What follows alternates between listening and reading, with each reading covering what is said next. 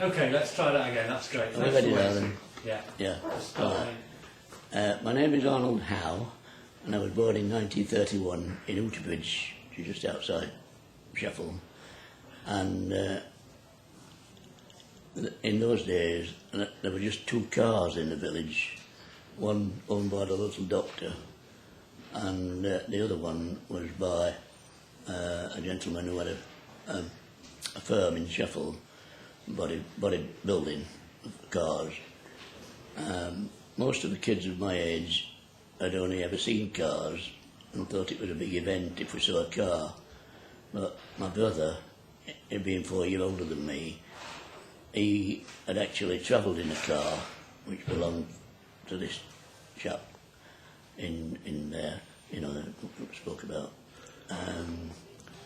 And what I was going to say, when I was 11 years old, I started to go to Penistone Grammar School, and we had to travel on the train. Well, we used to walk for a mile to the station, and then a 20-minute train ride, followed by a mile and a half to school, and then obviously reverse at night.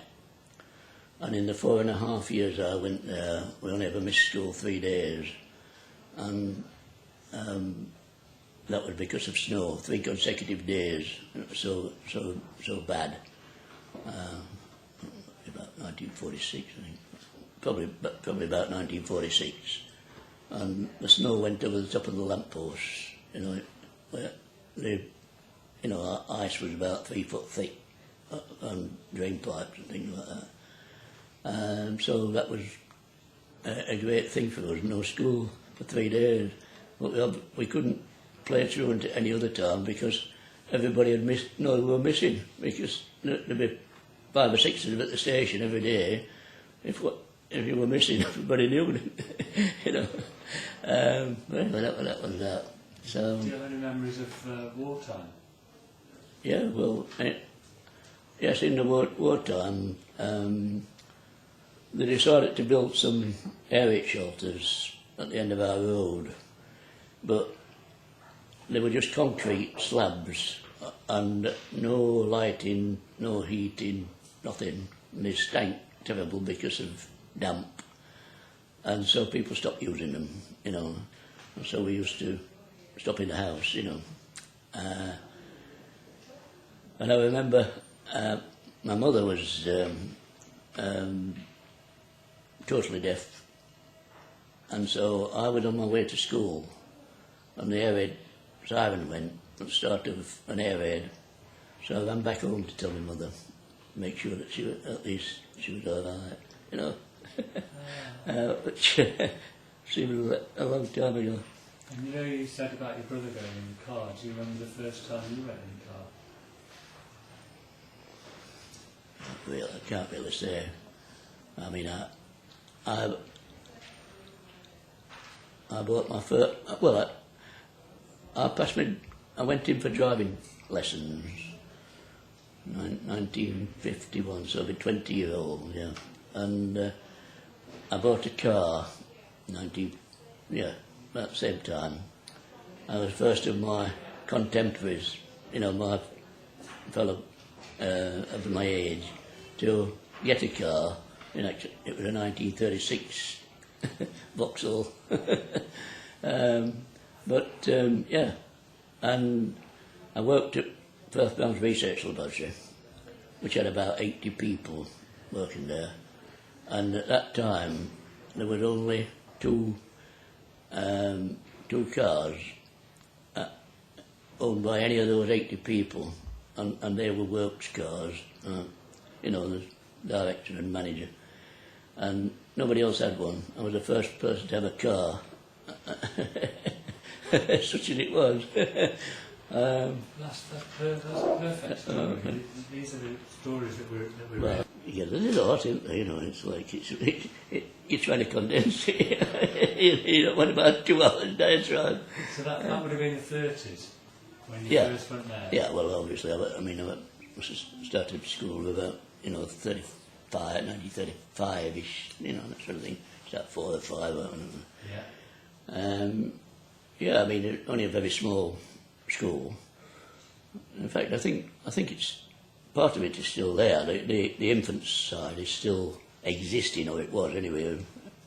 Last year, I think. You know. Do you know what it was called? Well, at Oughtibridge Primary School. Yeah. And there'd be probably three classes, something like that. You know, probably about 20 in each class, that sort of thing.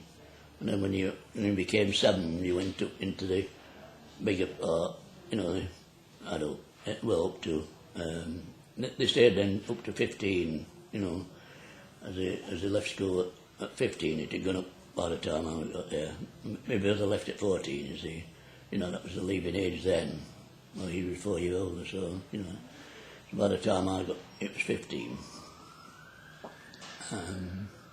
I mean, they went straight into work, didn't they? You know? Were they happy days at school? I suppose so, yeah. You go to school with your brother, did you?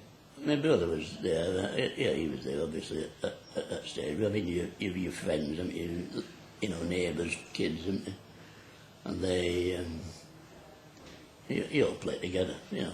Well, there weren't any aids, had you? None of these computers and Nintendos and things all that. I mean, you know, you just had to make do, didn't you? You know, marbles and wooden top and, you know, skittle things and, you know, running rim down the street, you know, sledging in the winter, you know, so because, you know, we had snow guaranteed every year, you know, for long periods of time, and I'm pretty thick generally. So they're all that, you know. But, you know, I think it's what they're missing today, because we had to have imagination, you know. I mean, nowadays they get things, it's all finished, isn't it? You know, they don't have to think about it. I hope you're not recording it. I am, but that's football. When I was about 11 years old or something like that, me and other friends used to go to the home matches at Wednesday ground, Hillsborough, and used to either walk or walk part way, probably walk 2 miles down to Middlewood and catch the bus down, or we'd walk the old way. And then when we got down there, we got into the ground at Leppings Lane End, and we used to get passed over the top of the crowd, you know, the youngsters got passed over the top to get down to the front, and everybody just accepted this as normal.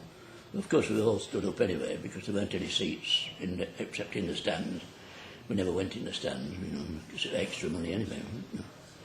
And we did that for probably 4 or 5 years till I learned better sense. And the Sheffield Wednesday, were they playing well in those days? Well, they varied. They were, you know, like they always do. I just remember one particular one where one of the Wednesday players had transferred to another team, and we went down there, and the crowds were so great, we were late getting into the ground, and we could hear these cheers, you know, and roars of crowd when goals went up, and we thought, oh, you know, they've scored. When we got inside, we found Wednesday were losing 3-0, and it was this guy who scored all these bloody 3 goals. They lost 5-0. We missed the first 3, you know, because the crowds were so big. I mean, 30,000 then was just a normal, everyday challenge. But, yeah, and then obviously we'd walk home again because there was no chance you could catch a bus, you know, they were full up. You know, so, yeah, so... Do you remember how much you paid to watch the I can't football? honestly remember now. Well, not a lot, but you hadn't got money, had you, so it didn't really matter. I think the programmes may have been tuppence in old money, you know. I think that was probably it. That was a big expenditure, that. And when was the last time you went to watch Sheffield Wednesday? Funnily enough. Let me see. I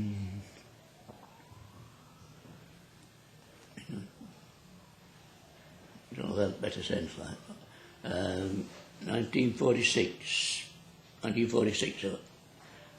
went there, and then